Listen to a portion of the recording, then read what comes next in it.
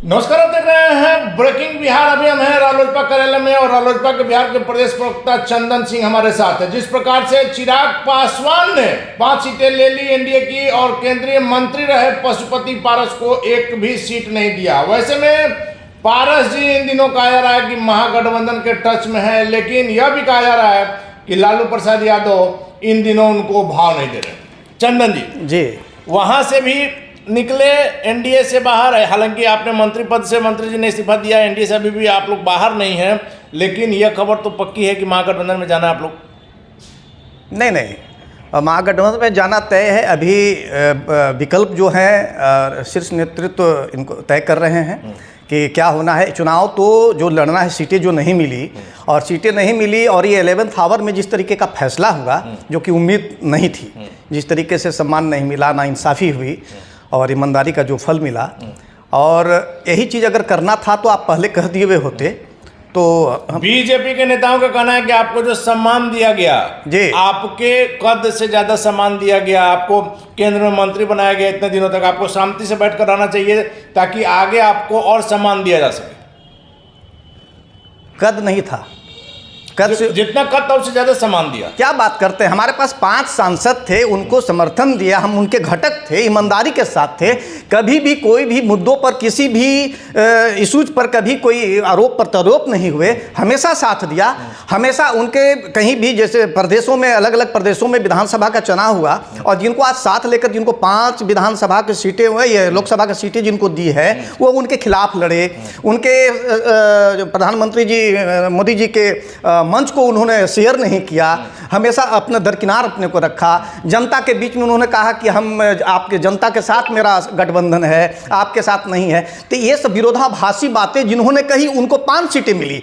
जब मेरे गलती यही हुई कि मेरे नेता ने कुछ आज तक नहीं कहा, ईमानदारी के साथ एक साधु की तरह वो हमेशा साथ दिया। उन्होंने कभी भी कोई किसी भी बात पर कॉन्फ्लिक्ट नहीं हुई और ये सजा हुई। लेकिन माना जाए ना कि आपने मंच की ही बात की, औरंगाबाद में आप प्रधानमंत्री जी के साथ मंच शेयर किए जी। जो व्यक्ति मंच से बाहर रहा, जिसको आप लोग कहते थे कि एनडीए का हिस्सा ही नहीं है, वो व्यक्ति मंच से बाहर रह के आपको मंच से उतार दिया। कौन व्यक्ति बोला कि एनडीए का हिस्सा नहीं? किस व्यक्ति ने कहा? आप लोग लगातार कहे हैं कि चिराग पासवान अभी पूरी तरह से एनडीए का हिस्सा नहीं। बिल्कुल सही कहा। वो तो अभी तत्काल इधर कुछ महीने पहले वो एनडीए के औपचारिक रूप से वो घटक बने। लेकिन बने ना, आप इतना दिन से समर्पण किए, क्या मिला? मंच से आपको बाहर कर दिया गया। यह देखिए, और आपको मालूम होगा कि वह उनके जो एक राष्ट्रीय अध्यक्ष नड्डा जी जब पटना आए थे, और ऐसा कई बार अलग अलग देश के अलग अलग जगहों पर उन्होंने कई बार कहा, अमित शाह जी भी ने कहा था कि छोटी छोटी जो पार्टियां हैं, क्षेत्रीय पार्टियां हैं, वो बहुत दिक्कत करती, इनको दरकिनार करना है, क्षेत्रीय पार्टी को समाप्त करना। तो उसका एक उदाहरण है। इस तरीके के बहुत सारे उदाहरण आपको अभी कल परसों का आपका झारखंड का है, जिसमें कि कांग्रेस, ये शिबू सोरेन जी की पार्टी के उनके बड़ी बहू को तोड़ करके बीजेपी में लाया गया। आप महाराष्ट्र में देख लीजिए, और भी कई ऐसे उदाहरण पर जाएंगे। वहाँ उद्धव ठाकरे जी, आपका कहना है कि आज आपकी बारी थी, कल चिराग की बारी हो सकती है। बिल्कुल। बीजेपी जो अभी अपने जिस तरीके से चाल चरित्र उन्होंने दिखाया है, और हमें लगता है कि ऐसी कोई भी, आज उपेंद्र कुशवाहा बहुत मुस्कुरा रहे होंगे, आज मांझी जी बहुत ऐसी ऐसी बातें बोल रहे हैं, उनको सब्र करना चाहिए, जैसा उन्होंने बताया। किस बात का सब्र, कब का? उनका कहना है कि जिसे एक सीट हमको मिला, हम सब्र कर रहे हैं, पारा जी को भी सब्र करना चाहिए। सीधे तौर पर कैसा सब्र? सीधे तौर पर कहा। ये नोटिफिकेशन, इलेक्शन का नोटिफिकेशन हो गया चुनाव आयोग द्वारा, अब कौन सा सब्र करने की बात करते हैं? आपके पास क्या था? आपको 1 सीट मिला, हमारे पास 5 सांसद थे। यह बात दीगर अलग बात है कि आज हमारे साथ बीना देवी चिराग जी के पास चले गए कि कौन अपना अंतिम समय में, अभी के समय में आपके सारे सांसद आपके साथ नहीं है, एक पारा जी का अकेले रहा। नहीं है, ऐसी बात नहीं है। अभी बातें बहुत सारी चल रही, इलेक्शन की चल रही है, और चुनाव तो लड़ना तय है, इसमें कहीं कोई दो राय नहीं है, लेकिन थोड़ा समय लग रहा है। बीजेपी ने आपको धोखा दिया? धोखा तो दिया, इसको धोखा ही कर सकते हैं। आप लोग समझ नहीं पाए? समझ नहीं पाए। देखिए, उनके साथ जो मेरा जो बातें थी, जो कॉमन प्रोग्राम्स होते हैं, इसमें कहीं कोई दो राय नहीं कि प्रधानमंत्री मोदी जी ने पूरे देश में विदेश में देश का डंका बजाया, बहुत सारी योजनाओं पर काम किया, अच्छा काम किया, मैं इस बात की सराहना करता हूँ। लेकिन दूसरा जो चारित्रिक जो विशेषता है, जो क्षेत्रीय पार्टियों को खा जाने की बात वो कहते थे, आज वो एक उदाहरण के रूप में आया है। लेकिन चिराग पासवान ने तो आप लोग को चारों खाने चित कर दिया। इसको चित नहीं कहते क्या हैं। कहते हैं इसको? क्या इसको चित कहेंगे? राजनीति में आपके पैरों तले जमीन खिसक गई, आपको पता नहीं चला? क्या होता है, सेंसेक्स जब गिर जाता है 10-10 हज़ार नीचे चला जाता है तो क्या देश की अर्थव्यवस्था गिर जाती है? क्या अगले दिन फिर से रुकता है? लेकिन सेंसेक्स से देश की अर्थव्यवस्था जुड़ी हुई है। सेंसेक्स से देश की अर्थव्यवस्था जुड़ी है, तो हमारी भी राजनीति, हमारे बिहार की जनता के लिए उनसे हमारा सरोकार है। हमारे बिहार की जनता जिसके लिए हम इलेक्शन लड़ते हैं, हम लोग जनहित के लिए हम लोग लड़ते हैं, ये काम करते हैं, और चुनाव जो लड़ रहे हैं हमारे नेतृत्व जो लड़ेंगे। चंदन जी, आपकी सीट हाजीपुर, आपके अभी राष्ट्रीय अध्यक्ष वहाँ से अभी MP हैं, वो सीट चिराग पासवान ने छीन लिया, आपके सारे सांसदों को बाहर कर दिया, आपको NDA से बाहर कर दिया, आपका रैंक जमीन नहीं खिसकी। अरे चुनाव जनता चुन के भेजेगी ना, और भी कई लोग वहाँ से खड़ा होंगे।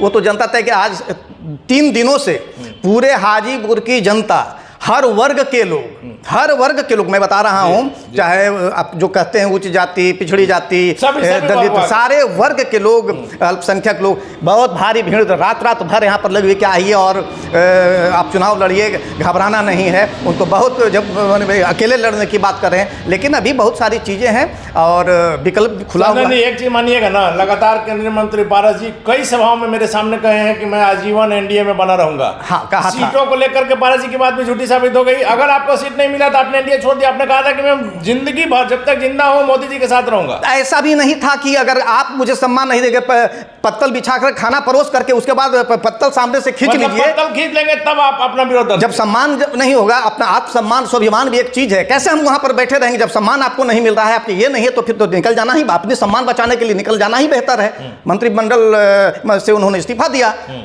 और सीधे सम्मान हम लोग वापस आए। नहीं तो वहां पर जिस तरीके से उन्होंने ये काम किया, तो आपके सामने आपको पंक्ति में बैठा करके भोजन नहीं परोसा गया। बिल्कुल, हम उनका साथ दिया हर जगह पर। हम बता रहे हैं सर, मैंने उनके साथ हमेशा निष्ठा के साथ हर चीज़ों को निभाया है, कोई गलतियां नहीं, एक भी 0.1% भी, आप जो बोलते हैं कि कोई गलतियां मैंने नहीं की है, उसके बावजूद भी इस तरीके का हरकत कि क्या देख कर उनको क्या समझ में आया था, किन बातों के लिए ऐसी हुई कि आप अंत में जाके कहते हैं कि क्या माना जाए कि 1200 रुपये नाव अब डूब गई है या अभी नहीं डूब रही है? ये सब गलत बातें हैं, और जिनकी नाव डूबनी होती है आज से नहीं, 1977 से ये अलौली से जीत रहे हैं, और हमारे श्रद्धेय रामविलास पासवान जी ने अलौली दिया लड़ने के लिए जब वो हाजीपुर आए थे। आज नहीं, एक समय था जब पारस जी लोगों को टिकट बांटा करते थे, इसमें कोई शक नहीं। हमने कहा आज पारस जी की नाव डूब गई। नहीं, सूरज उगेगा, बिल्कुल उगेगा। चलिए, आखिरी सवाल है, महागठबंधन से पारस जी की बात चल रही है, कहा जा रहा है कि अंतिम दौर की वार्ता बाकी है। क्या माना जाए, कब तक पारस जी घोषणा कर देंगे कि महागठबंधन से हाजीपुर से चिराग पासवान के खिलाफ ताल ठोकेंगे? चिराग पासवान के खिलाफ ताल ठोकेंगे, और जहाँ तक सवाल है जो भी विकल्पों की बात है, वो हमारे शीर्ष नेतृत्व ही बता सकते हैं। बातें बहुत, लेकिन महागठबंधन से लड़ना तय है ना सर? अभी ऐसा कुछ नहीं है, नहीं भी लड़ सकते, विकल्प खुले नहीं है, चुनाव तो लड़ना है, लेकिन ये जो भी बातें हैं हमारे शीर्ष नेतृत्व ही तय करेंगे, हमारे नेता ही बताएंगे कि किनके साथ लड़ेंगे। और भी लेकिन चुनाव तो लड़ना है, इसमें कहीं से कोई दो राय नहीं। इसको और भी हमारे कुछ सांसद है, वो भी वहीं से चुनाव लड़ेंगे। धन्यवाद। तो थे हमारे साथ रालोसपा के बिहार के प्रदेश प्रवक्ता चंदन सिंह। सीधे तौर पर बीजेपी पर इल्जाम है कि बीजेपी ने धोखा किया, पूरी निष्ठा से पारस जी लगे रहे। चिराग पासवान के खिलाफ हाजीपुर से ताल निश्चित तौर पर पारस जी ठोकेंगे, चाहे महागठबंधन से लड़े या रालोसपा से लड़े, लेकिन निश्चित तौर पर हाजीपुर से चिराग पासवान के खिलाफ पूर्व केंद्रीय मंत्री पारस जी चुनाव लड़ेंगे। और चंदन सिंह के दाव में क्या सच्चाई है, वक्त बताएगा। फिलहाल आप बने रहे ब्रेकिंग न्यूज।